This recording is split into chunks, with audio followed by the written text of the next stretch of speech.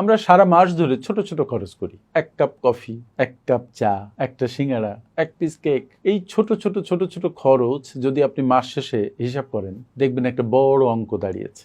তার মানে কি এই যে আমরা আনন্দ ভুলে গিয়ে শুধু টাকা জমাবো, 1 কাপ কফিও খাবো না?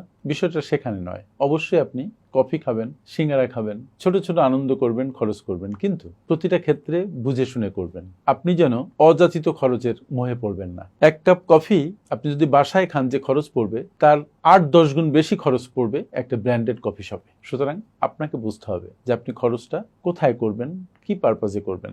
আমার লেখা এই বই আমি কি 1 কাপ কফিও খাবো না, এই বই আপনাকে শিখাবে যে কিভাবে কফিও খাবেন, খরচও কম রাখবেন, সঞ্চয় করবেন, আবার জীবনকে উপভোগও করবেন, জীবনকে সুন্দর রাখবেন। তাই দেরি না করে আমি কি 1 কাপ কফিও খাবো না বইটি অর্ডার করুন, পড়ুন, নিজের আর্থিক জীবনকে সুশৃঙ্খল করুন, সমৃদ্ধ করুন এবং ভবিষ্যৎকে সুনিশ্চিত করুন। Thank you.